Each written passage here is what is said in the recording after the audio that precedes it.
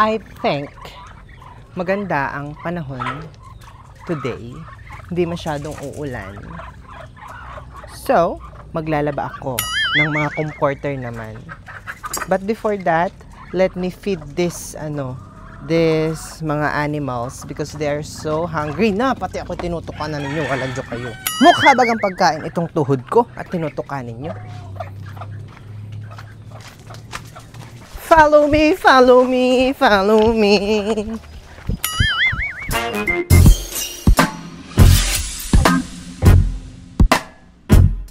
Nakalaban na ako ng isa. Dalawa na lang. Napapagod na ako. Ay, uha. Parang nakulimlim. Hindi pa yata ako patatapusin. Habang naikot pa yung ikalawang comforter, ay maigi pa eh. Akin munang aayusin yung aking mga sisiw doon. Do you remember the day, I'm not sure if it's day 2 or day 3, I have the chicken na nakalaalpas dito yung mga sisiw, hinuli, tapos ay kinulong. You remember that? Malalaki na sila. I'll show you. Pasado alas 3 na ng hapon, hindi pa din ako tapos sa aking paglalabas sa lintek ng mga comforter na ito. Last one, dalawa nang nakasampay. So, this will be the last one. Aahunin ko na. Babanlawan na lang, ida-dryer, and I'm done. Ay, naku, hinapo na ako. Ay, dami-dami pang gagawin. That is why I called Letty. Letty is there in the kitchen, helping me to clean. Last one. Napakabigat pa man din. Nagpapatulong ako kay Chong pagpipiga at aba mabigat. My kapangyarihan is not enough to piga the comforter alone. That's why I am asking help from Chong. Chong! Chong! Chong! Chong! Last na! And oo nga pala, ipapakita ko nga pala sa inyo yung mga sisiw na hinuli namin nung minsan. After 30 days ng kanilang pagkakakulong, ay eto na sila ngayon. I'll show you. Ayan. Kita ba ganin nyo? Look. They are malalaki na. Diba ga? Yan, di ba ga, malalaki na sila. Ay, nakakulong pa din, pero wala nang ilaw. They can survive na without the light. Ay, siguro yung mga 1 buwan pa bago ko sila ilapag sa lupa. And I have 9 chicks again na inilagay doon sa may ilaw.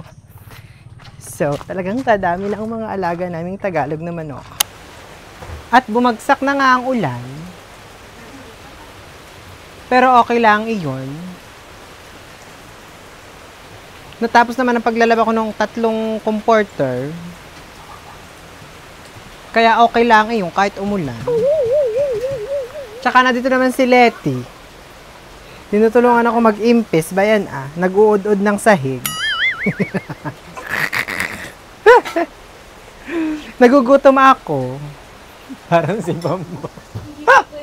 Ngayon magsalita si Bambam, di ba? Magkape tayo. Mag-iinit na ako ng tubig. Nabasa na ako ng ulan. Pero okay lang naman. Dahil ako na may hindi pa naliligo. Kaya tayo magkape na. At pagkatapos nating magkape, ay ako'y maliligo na. Maglalangoy ka pa sa tulan. At para pagkatapos kong maligo, ay pwede ka nang maglinis Letty ng CR. Pag nilinis mo pa ako ng CR, okay lang baga Letty. Baka naman napapagod ka na. Hindi pa. Kaya mo pa baga? Sige. Mag-overtime ka. Overtime talaga. Overtime daw. Overtime daw. Sangaming wing, sangaming wing, sangaming wing. Pasok ay May bagyo na namang padating. Mamamahaw kami. Ang ulam namin ay yung naghihingalo na bupis. At saka yung ginang buraw. Ngayon ko pala ang siya maipirito. So let's eat.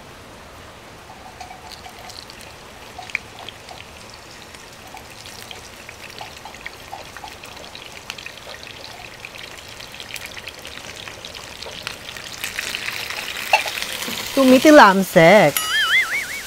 Baka dapat kong takpan.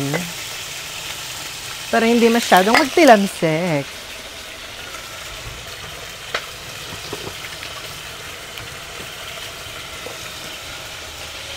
Maybe the fire is too high. Kaya hinaan ko. Nakikinig magsalita. Letty, kumain na tayo. Bon, nagpipipilyo.